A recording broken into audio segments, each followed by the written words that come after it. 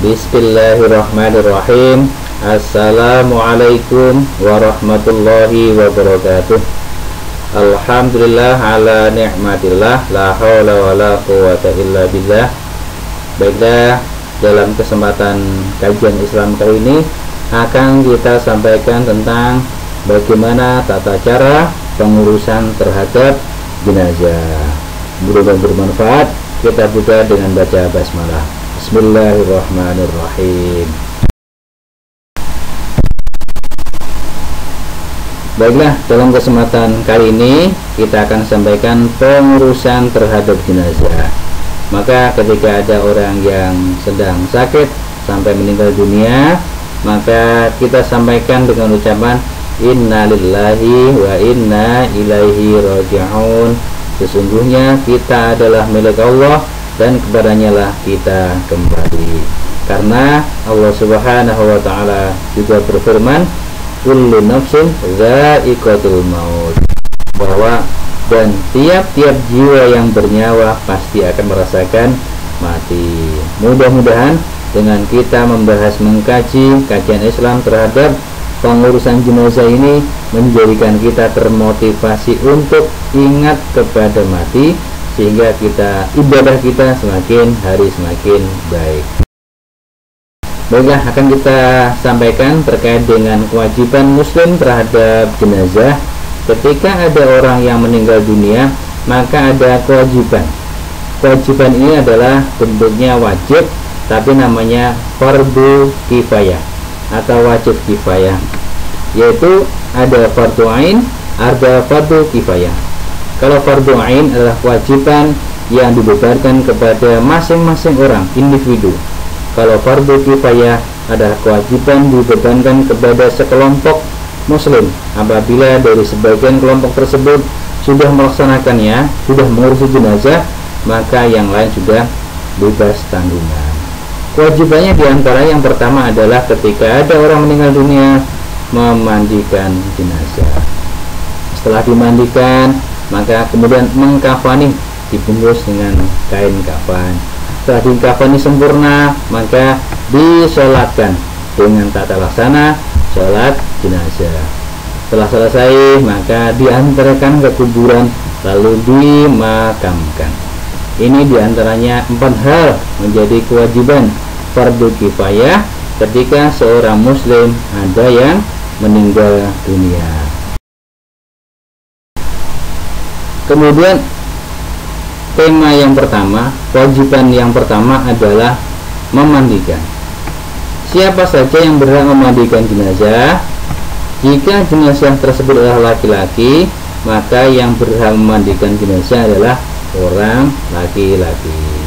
Perempuan ada yang diperbolehkan, yaitu istrinya dan mahramnya saja, keluarganya saja yang boleh memandikan jenazah laki-laki. Pun demikian ketika jenazah perempuan, maka yang diperbolehkan memandikan adalah hanya suaminya dan mahramnya saja, orang terdekat. Dan sebaliknya, jika jenazah tersebut adalah seorang istri, maka suaminya yang lebih berhak.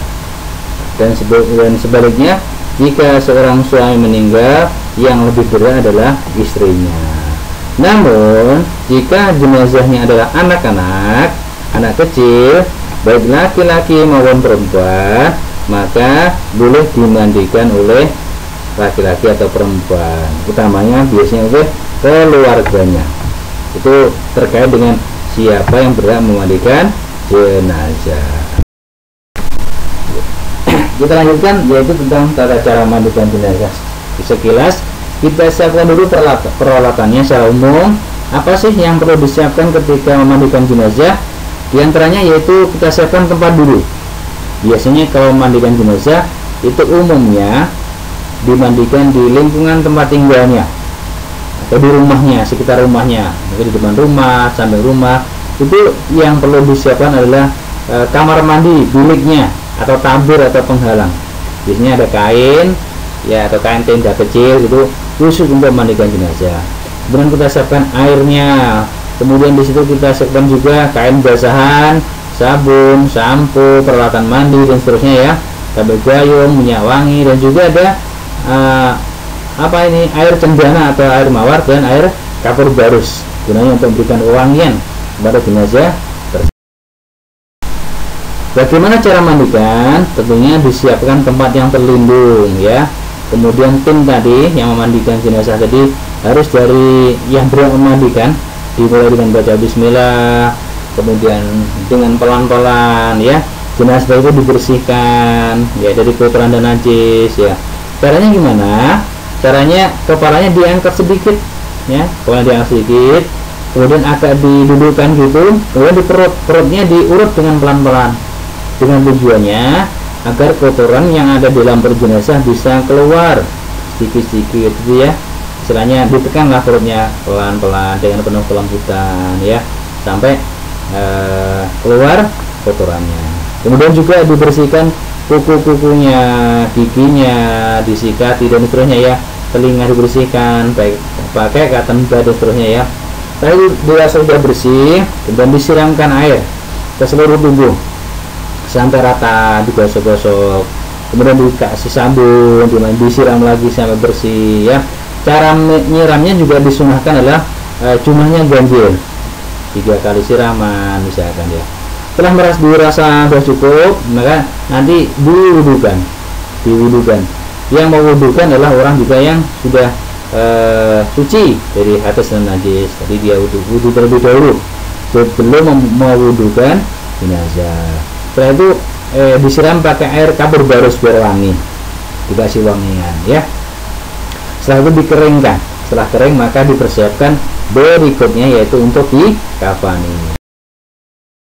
Nah, untuk ketentuan mengkafani diantaranya begini kami sampaikan. Kain yang digunakan adalah kain yang bagus, bisa menutup seluruh tubuh jenazah.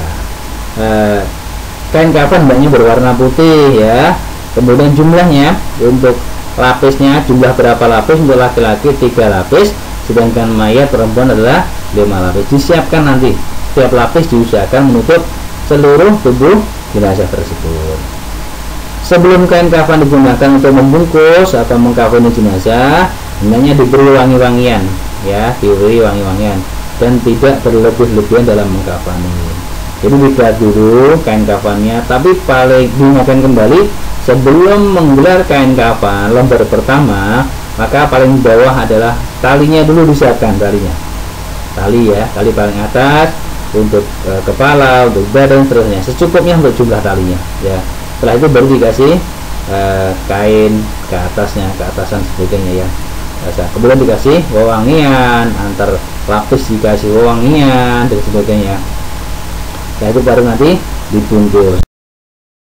Cara mengkafani lebih lengkapnya begini, kain kafan dihamparkan.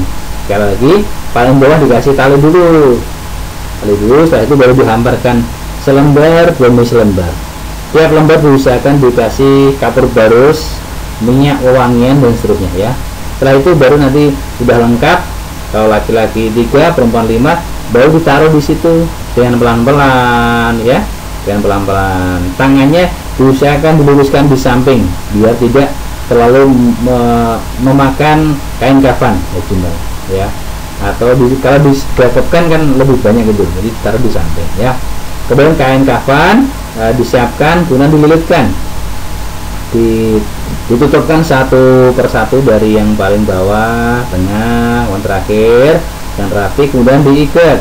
Nah, usahakan ikatannya berada di sebelah samping kanan ya, yang kanan. Nanti biar menghadap kiblat di sebelah kirinya atas ya. Nanti biar ketika membuka di liang kubur itu lebih mudah ya. Setelah itu udah diikat, kemudian disiapkan berikutnya, acara berikutnya sudah dikasih wangi yang terakhir ya, wangi sudah diikat, sudah rapi. Nah, maka disiapkan acara berikutnya untuk disolatkan. Nah, persiapan sholat jenazah. Nah, sudah siap. Nah, barangkali kalau sholatnya berjamaah, maka diantaranya di safnya dibikin barisannya dibikin tiga baris ke belakang ya. Posisi imam, jika jenazahnya laki-laki, maka imam sejajar dengan kepala. Kalau jenazahnya perempuan, maka posisi imam sejajar dengan pusat atau sejajar dengan perut ya. Itu untuk jenazah perempuan. sudah siap semuanya, maka dimulai dengan niat, ya, niat mensalatkan jenazah. Usolli ala hadal mayyiti arba'a takbiratin fardul kifayah lillahi ta'ala. Saya niat mensalatkan jenazah 4 takbir karena Allah ta'ala. Itu diantara niatnya. Dilafazkan dengan bahasa Indonesia juga boleh, dilafazkan dengan bahasa Arab juga boleh. Setelah niat takbiratul ihram, Allahu Akbar. Nah, takbir pertama baca Al-Fatihah dari bismillah sampai ghairil maghdubi alaihim waladdallin, amin. Kemudian takbir berikutnya Allahu Akbar, membaca salawat. Allahumma sholli ala sayyidina Muhammad wa ala ali sayyidina Muhammad. Allahumma sholli ala sayyidina Muhammad wa ala ali sayyidina Muhammad kama shallaita ala sayyidina Ibrahim, dan seterusnya ya sampai fil alamina innaka hamidum majid. Juga boleh ini ya, soalnya agak panjang, sampai fil alamina innaka hamidum majid. Kemudian takbir lagi Allahu Akbar. Nah, ini takbir yang ketiga, ini baca doa Allahumma fillahu warhamhu wa'afi wa'afanhu. Ini untuk jenazah laki-laki. Kalau jenazah perempuan, Allahumma fillaha warhamha wa'afiha wa'afanha. Kemudian takbir yang keempat baca doa lagi ya, takbir yang terakhir baca doa Allahumma la tahrimna ajrahu wa la taftinna ba'dahu waghfir lana walahu. Untuk jenazah laki-laki. Kalau perempuan, Allahumma la tahrimna ajraha wa la taftinna ba'daha waghfir lana walaha. Kemudian salam. Assalamualaikum warahmatullahi wabarakatuh. Assalamualaikum warahmatullahi. Selesai acara sholatnya. Perlu kami sampaikan juga, dalam sholat jenazah yang kami sampaikan tadi namanya sholat adaan. Artinya gimana? Artinya jenazahnya hadir di depan kita, tapi ketika dikabari bahwa di saudara kita di jauh sana sekarang sudah meninggal misalkan, kemudian dikabari lagi disolati. Nah, ini dari sini dari jauh juga bisa melaksanakan sholat jenazah walaupun jenazahnya tidak ada di hadapan kita. Namanya sholat gaib. Nah, sholat gaib jenazah ya, ini juga boleh. Anggap aja di depannya ada jenazah tapi nggak ada, namanya sholat jenazah gaib. Ini juga bisa dilakukan, mensolati jenazah. Berikutnya setelah disolati dengan lengkap, maka dipersiapkan untuk dimakamkan atau dikuburkan. Nah, yang pertama kali harus disiapkan kuburannya di mana, yang pasnya dari dipilih sama keluarganya tadi. Kemudian usahakan kedalaman liangnya digali sampai dinyatakan aman ya, dinyatakan aman. Kemudian setelah itu dibikin liang lahat. Nah, ada liang lahat ya galiannya, nanti untuk menaruh jenazah paling bawah ya galiannya. Ada liang lahat yang ada di tengah maupun di samping. Nah, yang kedua, setelah jenazah sampai dekat lubang, maka memasukkan jenazah dengan memposisikannya menghadap kiblat atau miring tadi ya, miring. Jadi miring ke kanan menghadap kiblat, miring tidak terlentang. Setelah ditaruh miring, maka dibuka ikatannya pelan-pelan satu-satu, talinya dibuka satu-satu dari kepala dibuka lagi ya. Nah, biasanya di sana ada disediakan ganjal untuk agar jenazahnya tetap posisinya miring ya. Jadi dari buka talinya, kemudian kain kafannya juga sedikit dibuka untuk bagian kaki dan bagian wajahnya agar menyentuh langsung kepada tanah. Nah, setelah dibuka ikatannya, udah posisinya udah miring, bersedekap menghadap kiblat ya, pasrah kepada Allah Subhanahu wa taala. Maka tadi biar tidak terguling ya, agar tidak roboh, maka miringnya diganjel sama ganjel ya. Jadi siapkan, biasanya ada yang inisiatif dibikin bulat-bulat ya. Nah, setelah itu kemudian disiapkan, ada ditutup pakai penghalang, bisa pakai bambu atau mungkin bisa pakai papan ya. Tujuannya agar tanah tidak langsung menimbun pada jenazah. Jadi posisinya jenazah di liang paling bawah ya, liang lahat yang kecil tadi ya. Nah, lalu ditutup pakai bambu ataupun papan. Setelah itu maka ditimbun. Ditimbun adalah mengenai bambu atau papan tadi. Jadi timbunan tanahnya tidak langsung mengenai jenazah. Nah, ini mungkin desainnya. Jadi ada desainnya itu menggali sedalam aman lah bagi mungkin bagi hewan atau aman di jenazah. Kemudian ada lubang yang kecil yang paling bawah atau pojok barangkali tengah. Kemudian itu namanya liang lahat untuk tempat jenazah. Ini sampai dimakamkan. Setelah itu ditimbun secukupnya, kemudian diberi tanda. Setelah itu kita doakan bersama-sama, mudah-mudahan yang di alam kubur ini mendapat maghfirah, ampunan dari Allah Subhanahu wa Ta'ala. Barangkali ini yang dapat kami sampaikan terkait dengan tata cara pengurusan jenazah, mulai dari memandikan, mengkafani, kemudian mensolatkan sampai pemakaman atau dikuburkan. Cukup sekian, mudah-mudahan bermanfaat, manfaat untuk kita dan semuanya, utamanya memotivasi kita untuk selalu ingat kepada kematian sehingga amal kita semakin diperbaiki, ibadah kita sampai diperbaiki. Terima kasih. Ini sebagai perbandingan bahwa sekarang kita sudah ada di rumah dunia dan kita nanti akan menuju ke rumah masa depan, yaitu di alam kubur. Terima kasih, kurang lebihnya mohon maaf. Wabillahi taufiq wal hidayah. Assalamualaikum warahmatullahi wabarakatuh.